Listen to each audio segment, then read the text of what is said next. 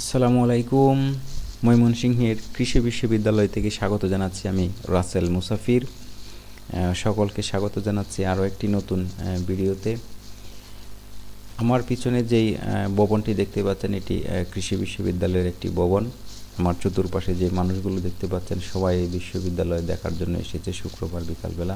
আপনারা জানেন এই কৃষি বিশ্ববিদ্যালয় বাংলাদেশ তথা এশিয়ার অন্যতম বৃহত্তম একটি বিশ্ববিদ্যালয়, যেটি বাংলাদেশের দ্বিতীয় বৃহত্তম এবং এশিয়ার অন্যতম বৃহত্তম। তো যাই হোক, এটি অনেক সুন্দর এবং বিশাল জায়গা নিয়ে গঠিত। সে কারণে বিকেলবেলা বিশ্ববিদ্যালয়ের ছাত্রছাত্রী ছাড়াও বাহির থেকে প্রচুর লোকজন আসে এটি দেখার জন্য। তো আমরাও এসেছি। তো আজকে বিশ্ববিদ্যালয় নিয়ে কথা বলবো। তো শুরু করা যাক আমাদের আজকের ভিডিওটি।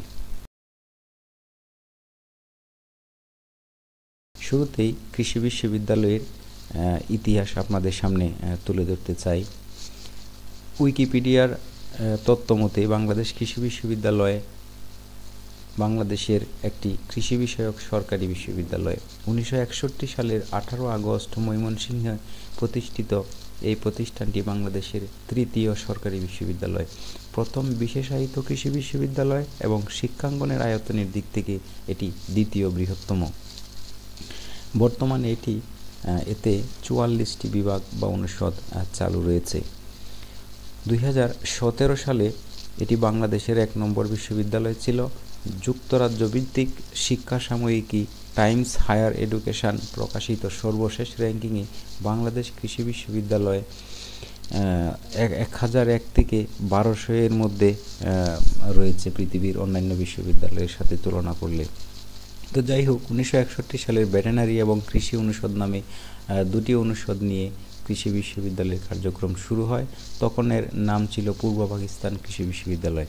স্বাধীনতা যুদ্ধের সময় বিশ্ববিদ্যালয়ের নাম ঘোষণা করা হয় স্বাধীন বাংলাদেশ কৃষি বিশ্ববিদ্যালয়। প্রতিষ্ঠার কয়েক মাসের মধ্যেই পশুপালন অনুষদ নামে তৃতীয় অনুষদের যাত্রা শুরু হয়।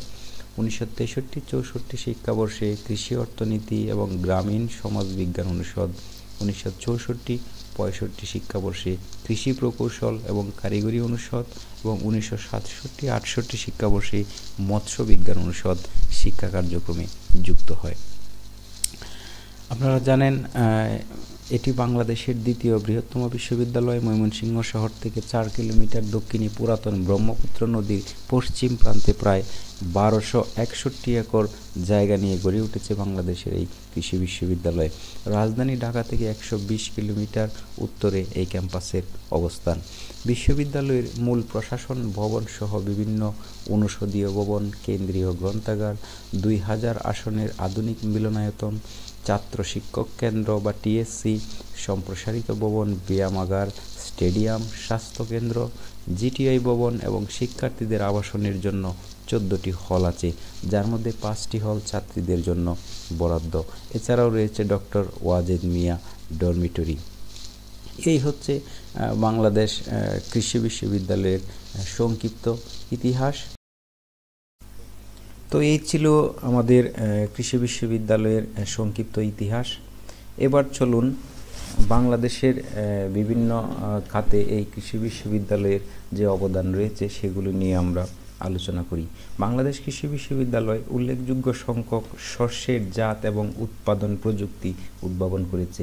এগুলোর মধ্যে বাউ 63, বাউকুল, বাউদান, উফশিদান, এছাড়াও উপসি সরিষা জাত, ডেভিস, ব্রাক, সুহাগ G2 এবং BS4 নামে 5টি সয়াবিন জাত, কমলা সুন্দরী এবং তৃপ্তি নামে আলুর জাত, লতিরাজ, বিলাসী, দৌলতপুরি নামে 3টি মুখী কচুর জাত, কলা এবং আনারস উৎপাদনের উন্নত প্রযুক্তি, রাইজোবিয়াম জৈব সার উৎপাদন প্রযুক্তি, সয়েল টেস্টিং কিট, পেয়ারা গাছের মরক নিবারণ পদ্ধতি, বীজের স্বাস্থ্য পরীক্ষার সহজ পদ্ধতি, অ্যারোবিক পদ্ধতিতে ধান চাষ, শুকানো পদ্ধতিতে বোরো ধান চাষ এবং পশুখাদ্য হিসেবে ভুট্টা উৎপাদন বৃদ্ধির কলাকৌশল, আফ্রিকান ধৈঞ্চার অঙ্গজ প্রজনন, এলামনোডা ট্যাবলেট, IPM ল্যাব, বায়োপেস্টিসাইড, বিলুপ্তপ্রায় শাকসবজি এবং ফুলের জার্ম প্লাজম সংরক্ষণ এবং মলিকুলার বৈশিষ্ট্য সংরক্ষণ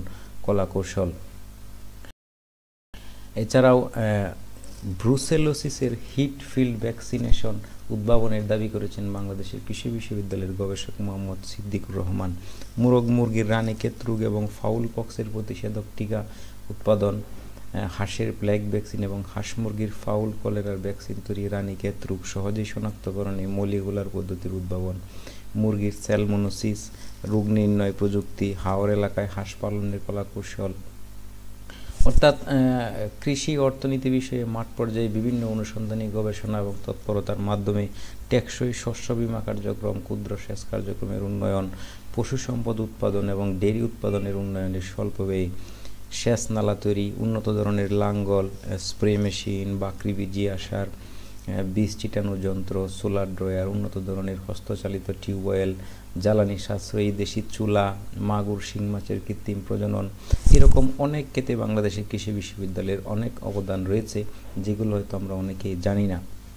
আমরা বিভিন্ন পশুপালন, মৎস্য চাষ, আপনারা জানেন মৎস্য চাষে বাংলাদেশের অন্যতম পথ প্রদর্শক হচ্ছে এই ময়মনসিংহ এলাকা, এবং এর জন্য কিন্তু এই কৃষি বিশ্ববিদ্যালয়ের যথেষ্ট অবদান রয়েছে। এছাড়াও দেখবেন সারা দেশে আমাদের যে পশু চিকিৎসক রয়েছেন, যারা সাধারণত আমরা কুয়াক ডাক্তার বলে থাকি, তারা কিন্তু এই কৃষি বিশ্ববিদ্যালয় থেকে ট্রেনিং নিয়ে থাকেন। এরকম অসংখ্য অবদান রয়েছে, সেই লম্বা আলোচনা সেদিকে যাব না। তো চলুন এবার আমার নিজের ঘোরাঘুরির অভিজ্ঞতা কিছু বর্ণনা করি।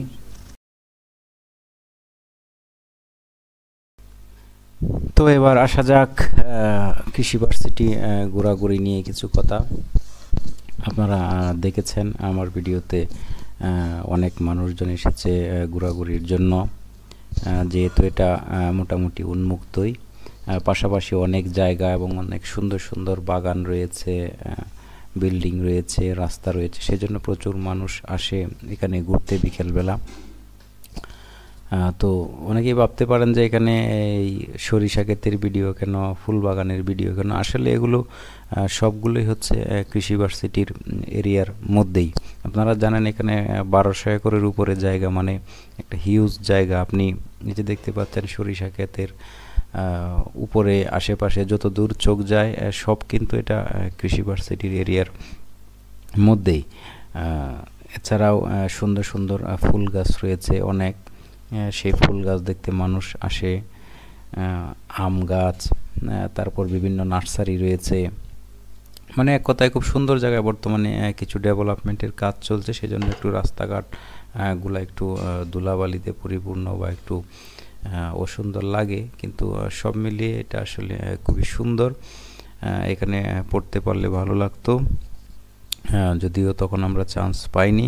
তবে ছোটো ভাই বোন যারা আছো তারা ভালো করে পড়াশোনা করো, নিশ্চয়ই ট্রাই করলে তোমরাও হয়তো সুযোগ পাবে।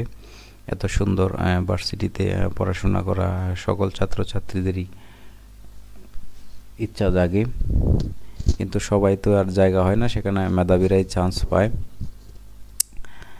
তো যাই হোক, কৃষি বিশ্ববিদ্যালয়ের সংক্ষিপ্ত ইতিহাস তুলে ধরার চেষ্টা করেছি এবং নিজের বাস্তব অভিজ্ঞতা থেকে কিছু ভিডিও তুলে ধরার চেষ্টা করেছি। যদি ভালো লেগে থাকে ভিডিও, তাহলে চ্যানেলটি সাবস্ক্রাইব করতে পারেন, লাইক শেয়ার কমেন্ট করতে পারেন।